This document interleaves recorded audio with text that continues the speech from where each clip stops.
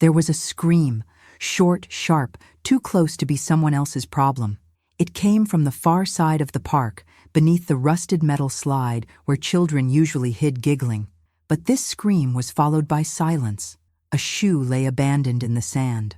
A paper cup rolled in the wind. And then came the hissing. People turned. Some ran. One man staggered back, blood trickling from a line across his cheek. His sunglasses hung broken around his neck, and something small and furious clawed at his back like wildfire with fur. "Get it off me!" he shrieked, but nobody moved. Not yet. The cat leapt away, landing without a sound, beside a little girl clutching her backpack, shaking. The man stumbled and ran, and as the police car pulled up, its siren still rising, someone whispered, "That's just the stray cat. She's always here." But to understand how it came to this, we need to go back to the beginning. On the northeast corner of Franklin Park, where the grass grows thinner and the swings creak even on windless days, sits a woman most people don't notice. Her name is Carla Mejia, a single mother, 36, working nights at the diner on 6th and Hoover and afternoons cleaning a dentist's office. She doesn't dress loud, she doesn't talk much, and she always carries 2 sandwiches in her bag. One for her daughter, Ellie, the other for the cat. No one knows the cat's name. Some kids call her Ghost, others Bandit, because of the markings over her eyes. But Carla never calls her anything. She just unwraps the foil, tears the sandwich in half, and lays one piece on the far end of the bench. That's how it started. A week after Carla first brought Ellie to this side of the park. It was quieter here, less crowded, and the cat was always there, watching. Sometimes sleeping on the tire swing, sometimes perched on the stone ledge near the trash can. Always still, always close. Ellie noticed her first.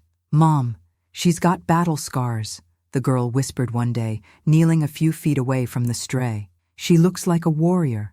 Carla smiled. Maybe she is. At first, Carla thought nothing of it. A street cat with torn ears and a slight limp. She assumed it would move on eventually, but it didn't. The days turned into weeks, and the cat was always there, especially when they stayed late, especially when the shadows stretched long across the park. Carla had her reasons for choosing this place. Her ex-husband had visitation rights, but he hadn't used them in almost a year. Ellie missed him, but stopped asking.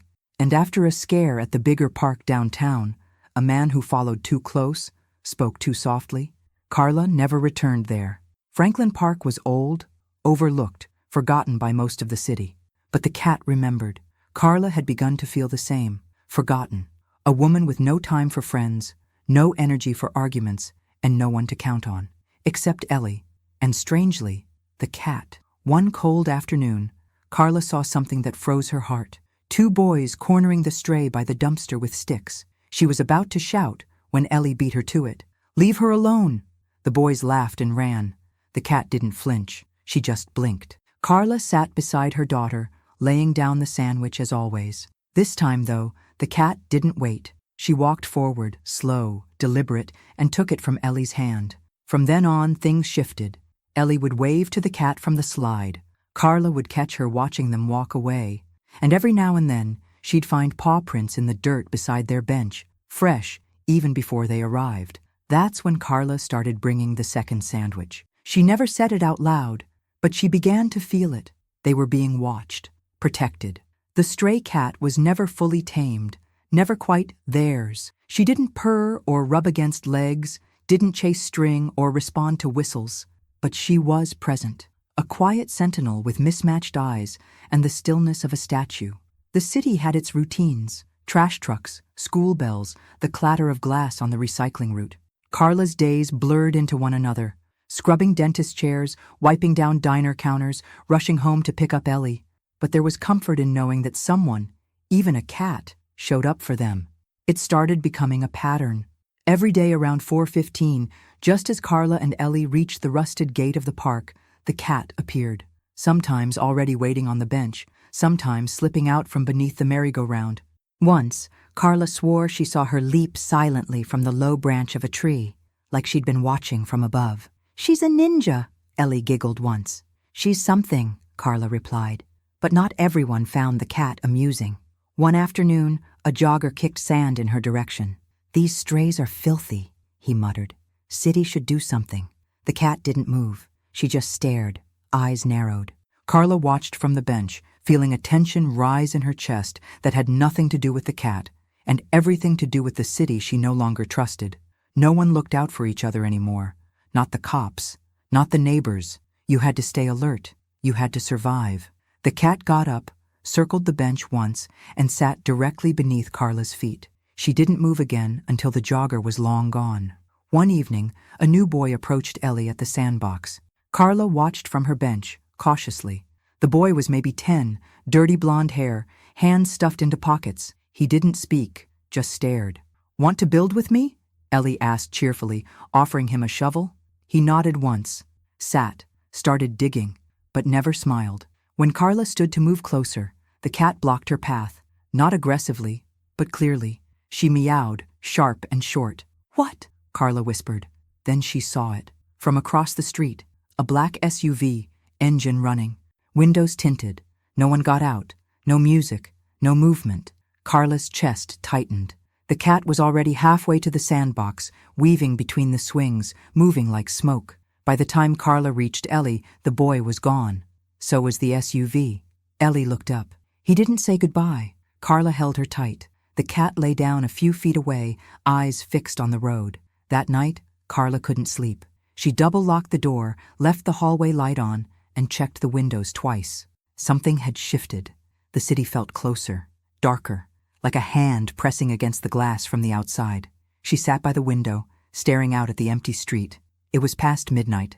Then she saw her, the cat, sitting on the roof of the neighbor's shed, tail flicking slowly, watching, not the house, the street. Carla didn't know what came over her, but she whispered, almost to herself, "Keep her safe." The cat blinked. Carla wasn't a woman who made scenes. Her life had taught her to keep her head down, stay quiet, keep moving. But motherhood had rewired her instincts. There were lines she would no longer ignore, even if her voice still trembled when she crossed them. The day after the SUV incident, she walked Ellie to school, holding her hand tighter than usual. The cat didn't follow that morning, but Carla still glanced over her shoulder more than once. At the diner, Carla tried to focus. She poured coffee, cleared plates, nodded politely to the regulars. But her thoughts stayed in the park, on the strange boy who said nothing, on the SUV, on the way the cat had moved. Back at home, she opened her laptop and searched. SUV parked near children, Franklin Park. Attempted abduction signs, stray cat warning signs. She found nothing. No police reports, no news articles, just a pit forming in her stomach. That afternoon, she brought Ellie to the park again. She told herself she was being paranoid, that it was probably nothing. But when they passed the alley beside the corner store, Carla paused. The cat was there, not sitting, but pacing, tail twitching, ears rotating toward sounds Carla couldn't hear. Ellie spotted her first. "Ghost! She's following us today!" Carla crouched. "Something's wrong," she whispered, barely audible. "She's nervous." That's when she heard it, faint, a shuffling sound. Someone behind the dumpster, too still, pretending to be trash. She grabbed Ellie's hand and walked fast to the park. Her fingers trembled. They sat on the bench. The cat didn't join them. She stood across the walkway, facing the alley, watching. The next week brought small warnings, the kind most people brush off, but Carla had learned to listen. A man standing outside the elementary school fence for too long. Flyers about a missing girl 2 districts over. A van driving by slowly, twice in 10 minutes. A child crying in the distance, but no one to claim it. Ellie became quieter. She stopped going on the swings. She stayed closer to Carla's side. And when she did wander, it was always to pet the cat. One afternoon, Ellie said, "She follows me when you're not looking. I think she thinks I'm hers." Carla stared at her daughter, unsure how to respond. "Maybe she's right," she finally said. Carla tried speaking to other mothers, quietly, carefully. She brought it up like a passing thought. "Have you noticed anything strange lately? Men hanging around?" Most just shook their heads. One said, "I'm more worried about the stray cat, to be honest. Looks sick." Another laughed. "I don't even let my kid near animals like that. Could be rabid." Carla didn't argue. She just stopped asking. That night, Carla pulled out a small box from her closet. Inside was a photo of Ellie as a baby, a lock of her hair, and a taser she bought years ago but never used. She charged it, slipped it into her purse. She wasn't looking for trouble, but if it came, she wouldn't be caught off guard. At the park the next day, Ellie played on the jungle gym. Carla sat on the bench, scanning the tree line. That's when she saw him. A man in a hoodie, too warm for the weather. Sunglasses, standing beside the water fountain, pretending to drink. The cat was already moving. She slinked low through the grass, ears back, eyes narrowed. The man looked up, noticed her, smirked, and walked away. Carla stood. Her pulse pounded in her ears. She looked down and saw something in the dirt by the bench. A candy wrapper. She hadn't given Ellie candy. She looked up again. The man was gone. The candy wrapper stayed on Carla's nightstand for days. It was red and shiny, printed with cartoon animals, the kind handed out at birthday parties or slipped to children, just to be nice. She'd stared at it like it might confess something. But it didn't. It just sat there, quiet and smiling. She didn't tell Ellie, didn't want to plant fear where there might still be innocence. But something had changed in Carla. Something quiet, irreversible. 2 days later, the man in the hoodie returned. This time, he wasn't hovering near the fountain. He sat at a bench across the park, too far to be easily noticed, yet close enough to observe. His head was down, but Carla caught his eyes flicking up every few seconds, tracking movement, watching. Carla didn't sit that day. She stood beside Ellie as she played in the sandbox, the taser in her purse pressing against her hip like a silent promise. The cat was nowhere in sight. Ellie noticed. "Where's Ghost?" "She'll come," Carla said, but she didn't sound sure. It was late when they left the park, almost 6:30. The sky was folding into blue and violet. Carla's mind screamed at her to skip the park that day. But routine was routine, and Ellie had begged. She didn't want to punish her daughter for something that might not even be real. They passed the alley. Carla walked faster. The man was gone. The cat was still missing. Then, as they crossed the open grass toward the playground, Carla saw him, standing near the jungle gym, pretending to check his phone. But there, dangling from his fingers, was a red bag of candy, not held loose, held out. Ellie froze. "Mom, is that for us?" Carla gripped her daughter's hand. "No, eyes on me. We're leaving." The man stepped forward, just a little. "She dropped this last week, just wanted to—" Carla's voice cut through the air like broken glass. "Back away." He stopped, raised both hands, smiled like a mistake had been made. "Hey, no need to freak out." Carla took 2 steps backward, pulling Ellie behind her. Then came the sound, sharp, low, and furious. A growl, not a bark, a hiss. From behind the trash bin, the cat emerged, slow, tail fluffed, shoulders high. She didn't run, she stalked. The man's smile twitched. "You've got to be kidding me." The cat bared her teeth. It happened fast. The man lunged, not at Carla, but past her, toward Ellie. One arm reached forward like a claw. Carla tried to block him, swinging her purse, fumbling for the taser. But she never had to use it. The cat leapt, straight into the man's face. A blur of fur and claws, screams, blood. He stumbled back, swatting blindly. "Get it off me! Get it off!" The cat clung to him like a wildfire. She didn't meow, didn't flinch, just scratched, bit, defended. Until finally, with a howl, he tore her off and threw her aside. She hit the ground hard, rolled, didn't get up. Carla lunged at him then, taser out, crackling. She didn't touch him. She didn't have to. He ran. People rushed over. Someone called 911. Another filmed. Ellie dropped to her knees beside the cat, whispering, "Please don't die. Please don't die." The cat blinked, coughed, tried to stand, and fell. Carla held her breath, heart pounding, hands still clenched around the taser.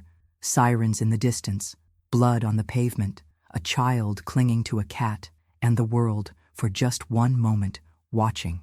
At the emergency vet clinic, Carla stood awkwardly in the corner of the waiting room, gripping her purse like it held her together. Ellie sat beside her, still wearing her sand-covered leggings, her knees pulled to her chest, eyes red but dry. She hadn't spoken since they left the park. "She saved me," she finally whispered. "Ghost saved me." Carla nodded slowly. "Yeah, baby, she did." But in her heart, she wasn't sure the cat would make it. The vet tech emerged, hands streaked with iodine. "She's stable. A little shock, lacerations, bruised ribs, but no internal bleeding. She's a fighter." Ellie exhaled so hard it turned into a sob. Carla nearly buckled from relief. They weren't allowed to take her home yet, but the vet offered a blanket and let Ellie sit beside the recovery cage. She lay there for an hour, whispering things Carla couldn't hear, little stories, soft thank yous. The cat didn't respond, but she didn't turn away either. The police had questions, of course. Witnesses had filmed the attack, but faces were blurry.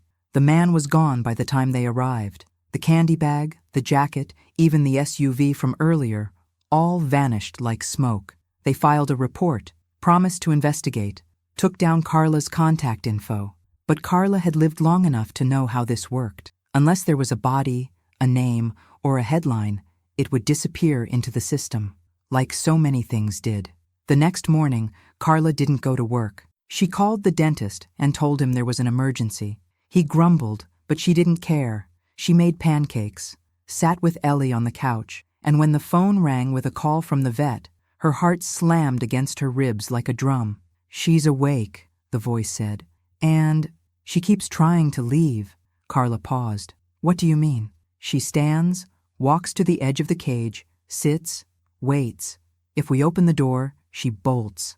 Carla looked at Ellie. Ellie was already putting on her shoes. Back at the clinic, they opened the crate. The cat stepped out slowly, stiff but upright. She looked at Ellie, blinked once, and then walked right past her, out the door, down the hallway, into the sunlight. "She's going back to the park," Ellie said softly. Carla didn't argue. She just followed.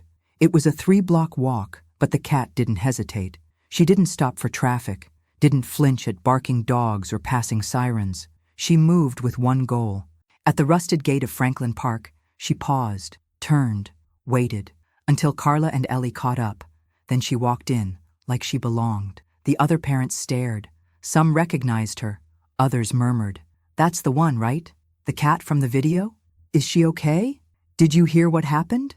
Carla didn't answer. She sat on the bench, Ellie beside her. The cat circled once, then jumped into Carla's lap like she'd been doing it for years, and stayed. That day, she didn't vanish at sunset. She didn't curl up behind the trash bins or leap onto the neighbor's shed. She stayed on the bench, on Carla's lap, on guard. The video spread faster than Carla expected. It started on a neighborhood watch forum, a shaky clip of a man lunging toward a child, and a blur of claws and fur colliding with his face. Then it hit local news. Headlines like, "Stray cat stops abduction attempt at Franklin Park. Hero cat protects child in dramatic footage." Reporters reached out. A few came by the park. Carla refused interviews, but one caught a photo. Ellie on the swing, the cat beneath her, curled protectively like a sentry. "Look at her," one man said near the bench. "She's like a soldier." "She's just a cat," someone else muttered. But not everyone believed that anymore. The city came alive with rumors. Some said the cat was trained by a veteran. Others whispered she used to belong to a cop who died in the line of duty. A few claimed she was a ghost or an omen. Carla hated all of it. She knew the truth. The cat wasn't magic. She was just watching when no one else did. And that was enough. But not everyone was happy. 3 days after the news broke, Carla came home to find her door cracked open. Nothing stolen, no signs of forced entry, just a smear of what looked like grease across the light switch, and a single red candy sitting on the kitchen counter, wrapped, untouched, but placed with intention. She didn't scream. She didn't call the police. She locked the doors, sat with her back against them, held Ellie tighter that night than ever before. The next day, Carla didn't take Ellie to the park. She kept her home, called out of work again, and waited. The cat waited too, outside the window, perched on the railing like a gargoyle. And that's when Carla knew it wasn't over. At exactly 5:12 p.m., Carla's phone buzzed. A text from a number she didn't recognize. "You think you're smart?" Then another. "You took what wasn't yours." She stared at the words, then looked outside. The cat was gone. Panic surged. Carla grabbed the taser, shoved it into her bag, yelled for Ellie to put on her shoes. They ran. Not to the police, to the park. It was quiet when they arrived. Empty. Too empty. No kids, no voices, no bikes or strollers or laughter. Just silence, stretching like a warning. And then, a screech. Not human. Carla spun toward the sound. A man staggered out from behind the bathroom building, arms flailing. The cat was on his shoulder, clawing, biting, feral. He tripped, fell, rolled, and she leapt off, landing square between him and the park's exit path. Carla screamed, "Get away from her!" He turned toward her, face bleeding, eyes wild. "I told you, she's not yours!" He charged. Time slowed. Carla reached into her bag. The taser crackled to life, but she didn't have to use it. The cat sprang again. Not at his face this time, but his knees. He stumbled. The taser hit him in the side. He dropped with a howl, screaming, twisting. Then came the sirens. A man in handcuffs, a taser on the grass, a child crying in her mother's arms, a cat breathing hard, blood on her claws, standing guard. That was the scene the police found. That was the moment Carla stopped being invisible. The man's name was Darren Mays, age 39, prior record sealed in another state, no fixed address. He'd been drifting through neighborhoods for months, picking parks near low-income housing and schools with no guards. He always looked normal, the hoodie, the candy, the smile. But this time, he'd chosen the wrong child, and someone had been watching.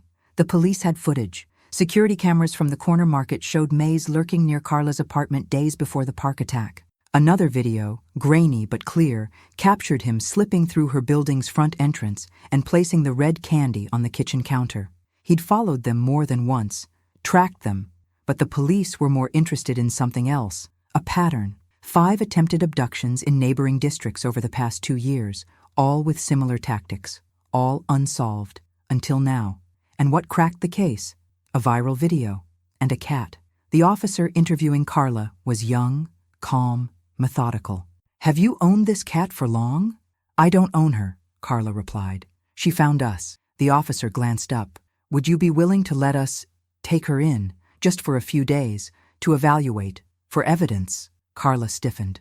"Absolutely not." He blinked. "It's just, she's not a weapon.